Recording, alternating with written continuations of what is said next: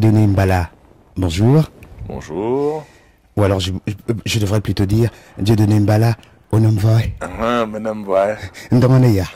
Madame Mane Wono, Madame Varatangana Mbala. Ah, d'accord.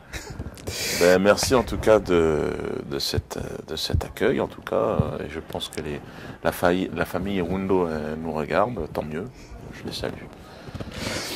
Alors, pour revenir à nous, Dido, vous êtes humoriste et militant politique.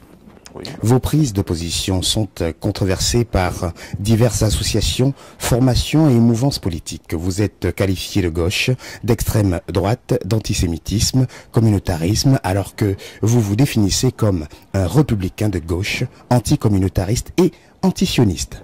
Oui, je suis un antisioniste, c'est vrai. Pouvez-vous alors dans ce contexte nous dire comment vous vous situez dans le paysage républicain et politique à partir de votre expérience et parcours de vie? Là, je dirais que pour tous les Africains qui nous regardent, puisque c'est a priori l'objet de cette vidéo, Africains et Antillais, regardez l'histoire au travers de votre propre expérience et puis au travers de l'histoire telle qu'elle s'est déroulée. La droite, la gauche n'a pas empêché la colonisation, l'exploitation, la France-Afrique, la relation Nord-Sud. Il y a un nouveau clivage qui apparaît depuis évidemment la dernière guerre mondiale, c'est le sionisme et l'antisionisme. En réalité, je crois que le véritable et le seul clivage, il est là.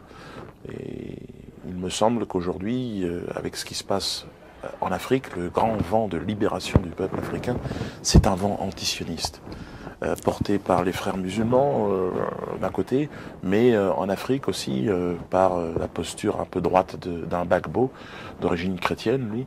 Donc c'est vraiment l'Afrique tout entière, et une alliance qui est en train de se faire d'ailleurs au Liban, entre chrétiens et musulmans. Et ça, c'est quelque chose de tout à fait nouveau et porteur d'espoir pour les années qui viennent. Parce que là, il y a là vraiment le préambule, la situation pour que les choses changent. D'accord, mais... je suis antisioniste, voilà.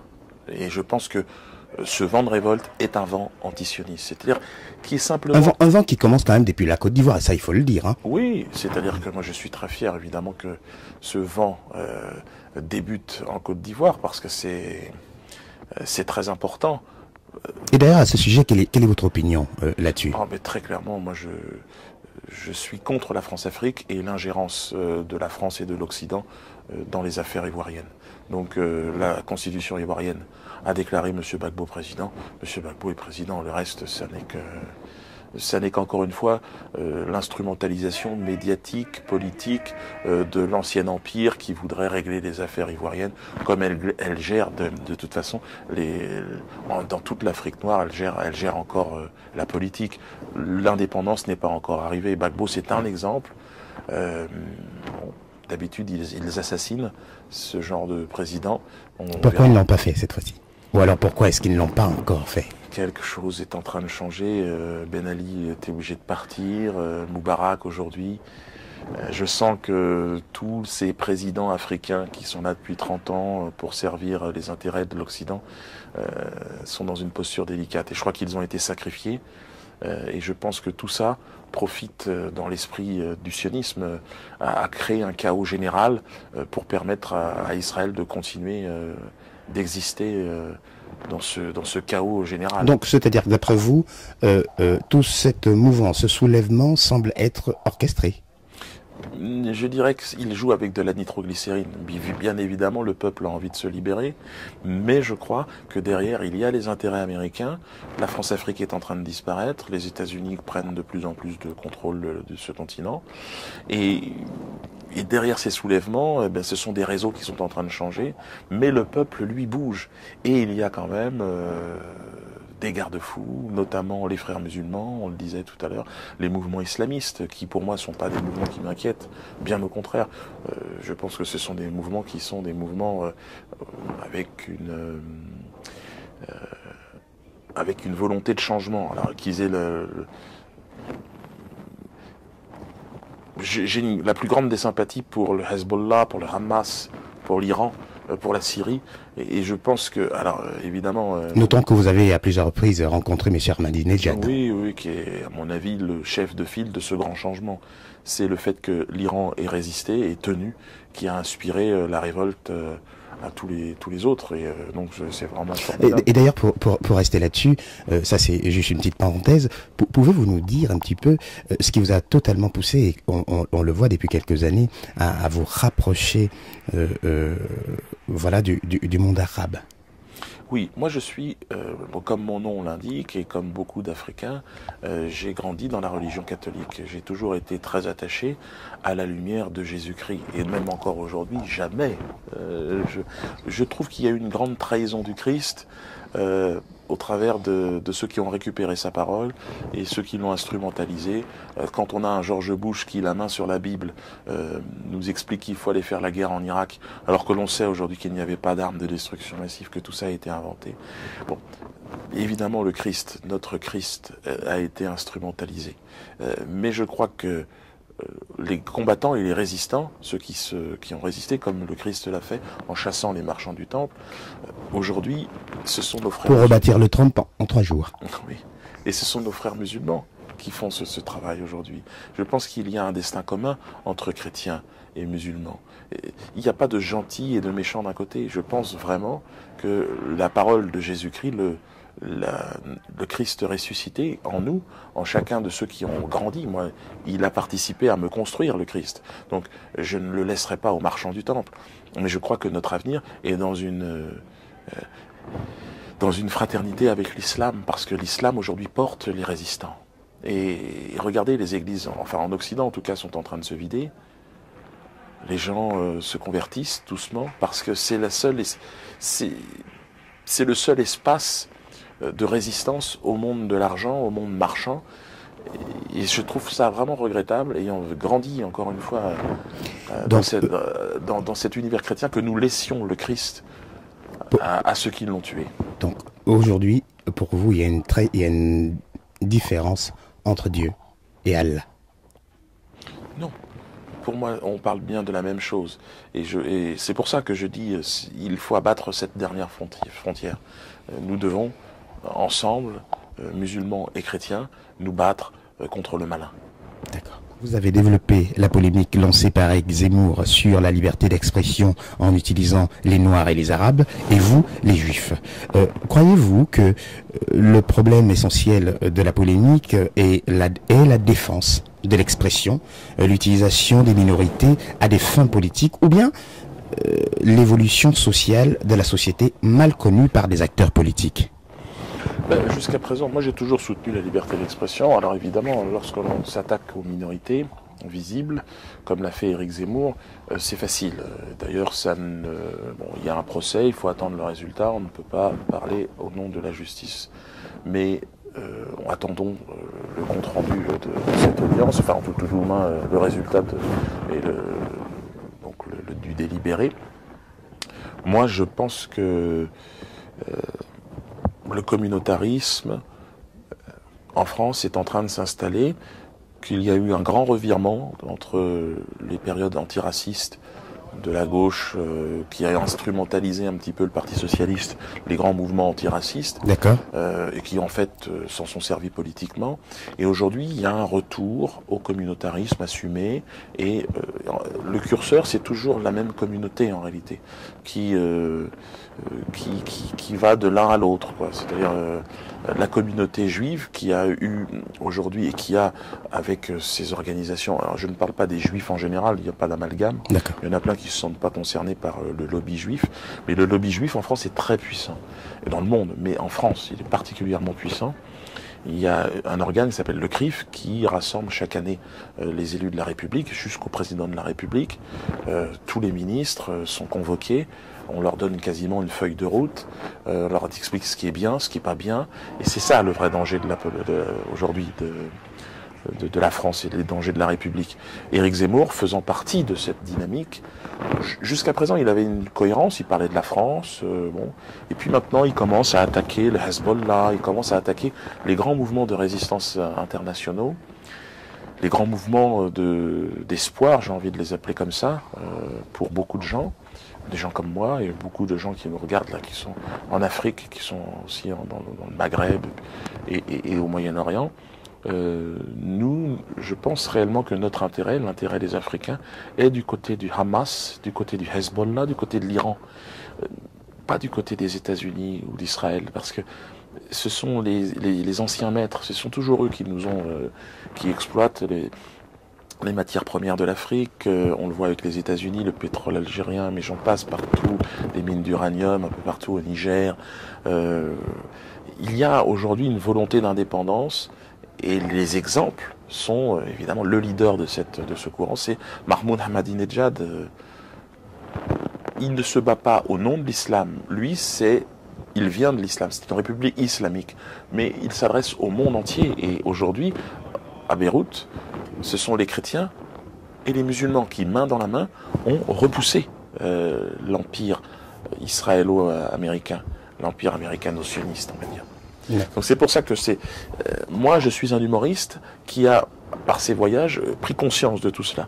Et quand on est à Yaoundé, à Cotonou, à Abidjan, il faut qu'on ait conscience que le problème et les malheurs de l'Afrique viennent essentiellement d'une redistribution du monde, des cartes du monde, par les intérêts économiques, la Banque mondiale, l'industrie, les médias. Les choses sont en train d'évoluer.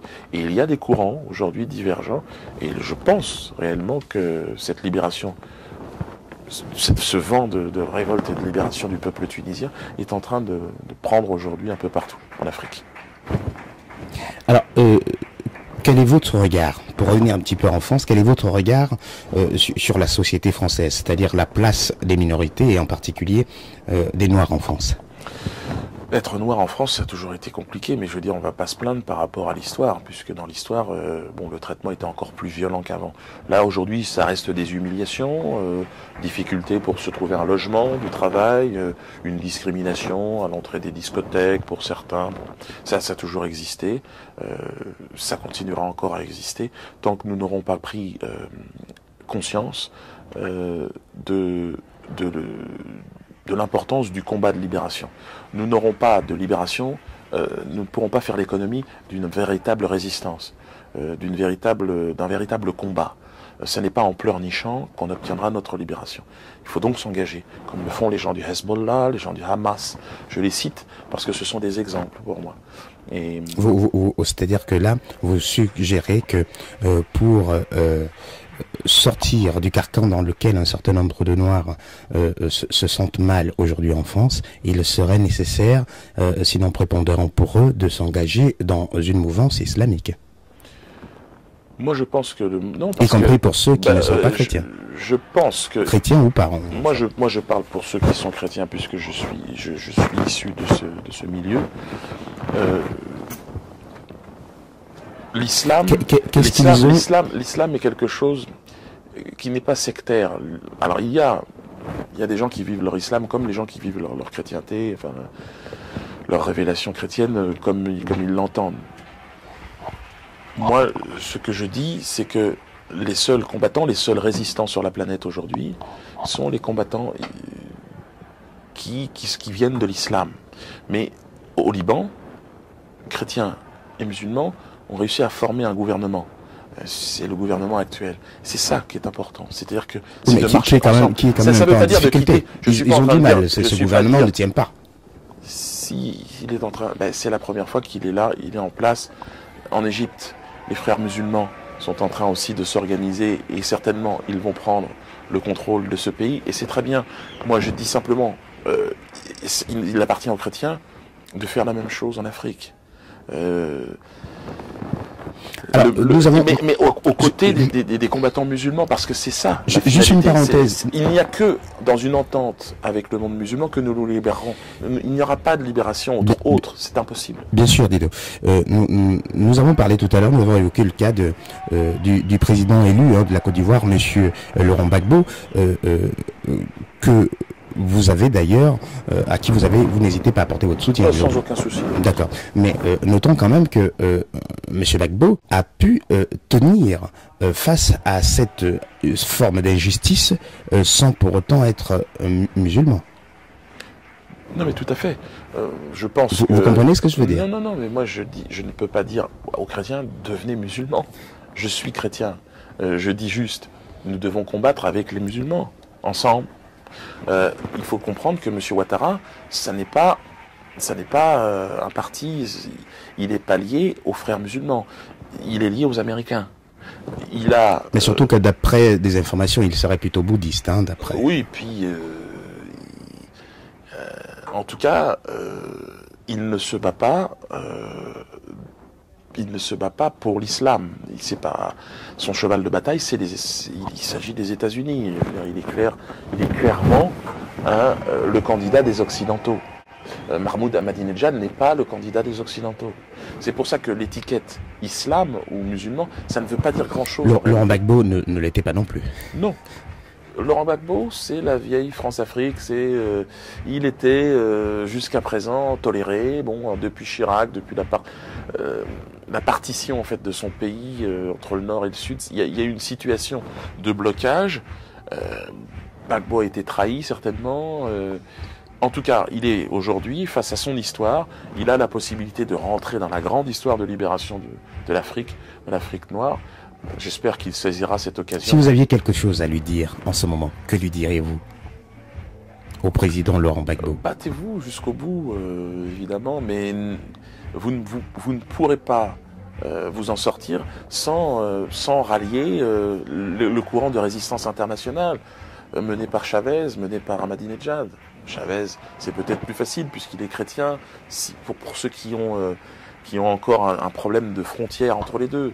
Moi, je pense que Chavez, Ahmadinejad, c'est l'union, voilà, du monde chrétien et du monde musulman. Et c'est ça qui est important, parce que c'est par là que la victoire et la libération se fera. Pour revenir un petit peu en France, parce que on vous a notamment vu devant le magasin Guerlain. Halluciné par le 2 poids 2 mesures, c'est-à-dire que lui a le droit de nous insulter, mais pas nous. C'est ça qui est quand même bizarre. Alors moi, qui suis pour la liberté d'expression, je suis pour que chacun s'exprime. Mais ce qui est bizarre, c'est que lorsque un Afro-Européen s'exprime, lui, on lui fait des procès. Il a des associations antiracistes sur le dos. Monsieur, je suis vraiment étonné. Le 2 poids 2 mesures, encore une fois, qui touche la communauté afro-européenne. On est vraiment des sous-citoyens, parce qu'ils nous insultent en permanence et on n'a pas le droit de parler, on n'a pas le droit de répondre. Alors moi, j'ai jamais été aussi loin que ça dans les propos, bien évidemment, j'ai jamais été injurieux. Et pourtant, moi, j'ai été traîné en justice pour avoir osé remettre en cause la politique de l'État d'Israël, par exemple.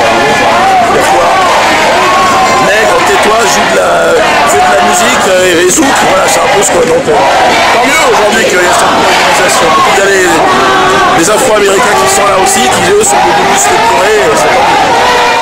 Un certain nombre de personnes, donc noires, nègres, comme moi, et vous, bien sûr, ont été très très contents de votre venue.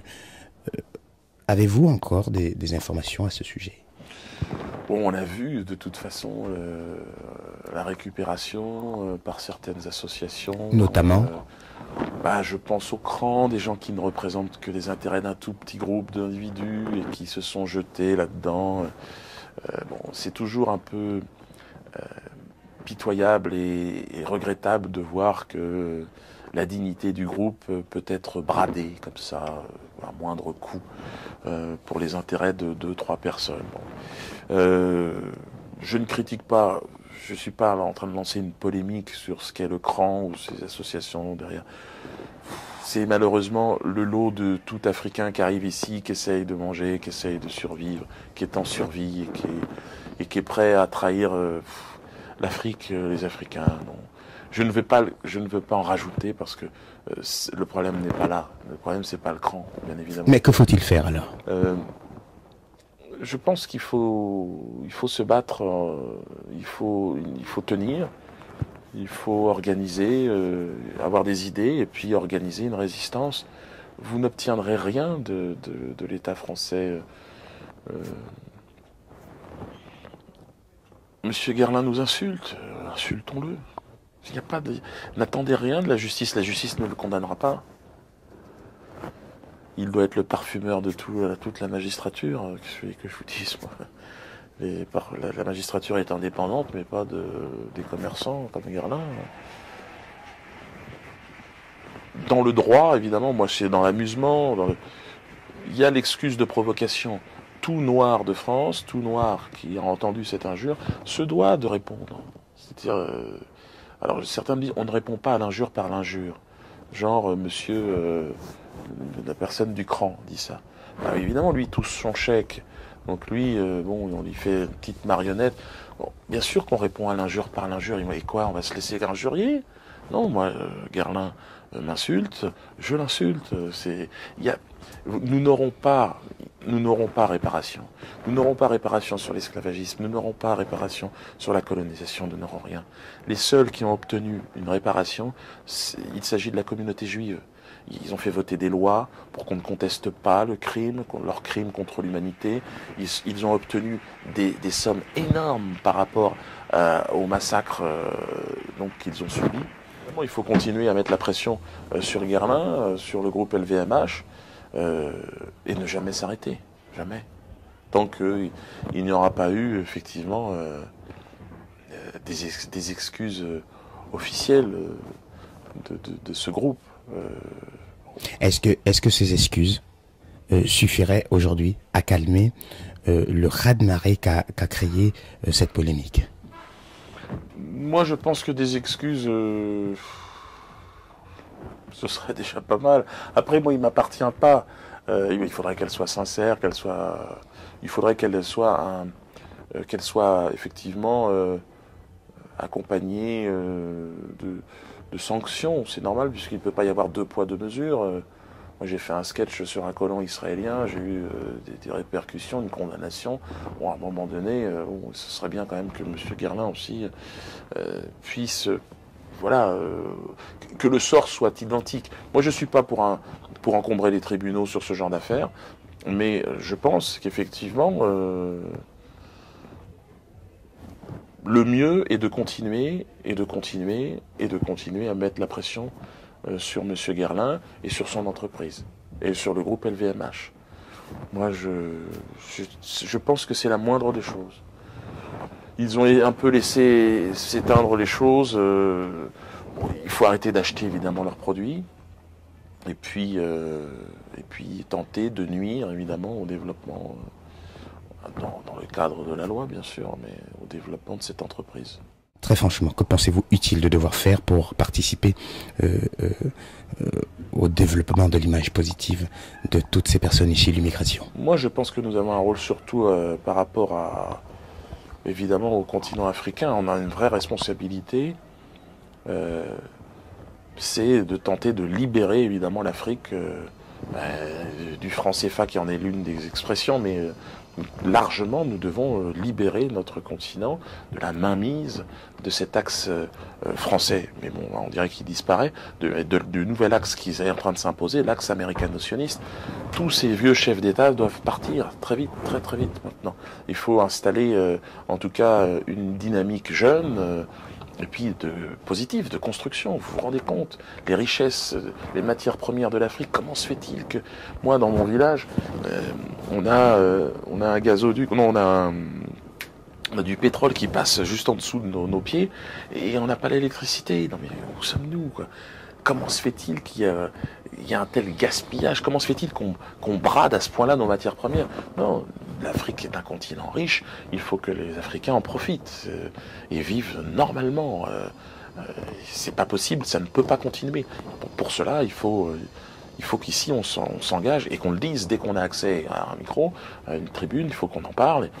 Et puis qu'on mette la pression suffisante, la diaspora africaine, sur ce qui se passe ici, en aidant. Ne rêvez pas, il faut aider ceux qui se révoltent dans le monde. Il faut arrêter la division, il faut aider Hugo Chavez, il faut aider les Palestiniens, parce que à partir du moment où nous serons unis, nous pourrons changer les choses. Le malin nous divise systématiquement. Nous devons être unis. Et bien sûr, c'est les Noirs. Bien sûr, mais je sais que Dieu donne Mbala, il a un rôle, il a un destin qui est de réussir à trouver l'énergie nécessaire pour sortir qui sait jouer aussi un rôle du président, comme on a pu le constater. Oui, oui, je sais. Moi, l'Afrique, je rigole avec le pouvoir africain, les pouvoirs africains qui sont, c'est vrai, ridicules, ceux de la France-Afrique. C'est fini, ce temps-là est terminé. Il faut qu'on passe à autre chose. Tout le monde en a marre. Il faut vraiment qu'on passe à autre chose. Et je pense que les seules puissances capables de nous aider réellement, c'est le Venezuela, c'est l'Iran, c'est le Liban aujourd'hui, et des mouvements de résistance. Eux vont pouvoir nous aider. Les autres, que ce soit les Chinois ou les Américains, ils sont là pour exploiter, pour faire du business. Il n'y a pas de... C'est pour ça que l'islam est quand même un rempart d'éthique. Il y a quand même une volonté... Et pourquoi pas le Brésil? Le Brésil, mais le Brésil sort avec cette grande dynamique de Lula. Ils sont sortis de la crise. Le Brésil fait partie de ce courant, bien sûr. Mais ils ont une voix encore très discrète. Alors, s'il y avait un dernier message à passer, juste pour 100 secondes, que diriez-vous? Moi, je dirais, levez-vous, résistez, rapprochez-vous des grands mouvements de résistance, allez sur Internet, regardez ce qui se passe, arrêtez de collaborer. De toute façon, vous perdrez toujours. Pas de collaboration et surtout, il n'y aura pas de victoire sans combat. Donc, combattez dans la direction de la libération. Et c'est ce que je dis. Moi, je combats par le rire. Je suis un homme de paix, évidemment. Mais je pense que si l'histoire fait qu'un jour je suis sur un champ de bataille, je veux savoir dans quel sens je me bats. Je veux pas aller me battre comme mes ancêtres se sont battus en Allemagne contre des gens et ça n'a absolument rien changé à l'histoire de l'Afrique. Nous aurions jamais dû aller nous battre de ce côté-là. Jamais, jamais. C'était un combat qui n'était pas le nôtre. Qu'est-ce que vous voulez que je vous dise? Maintenant, je pense que notre combat et nos alliés, ce sont oui, les combattants, il faut les soutenir. Et si vous vous rendez compte de la force qu'on aurait si on arrivait à être unis tous ensemble avec cette révolte dans les pays du Maghreb qui sont en train de se mettre en place jusqu'au Moyen-Orient, et l'Afrique qui s'y mettrait, là, ce serait formidable. Ce serait le top. Est-ce que vous pouvez nous parler un petit peu du procès, de votre dernier procès?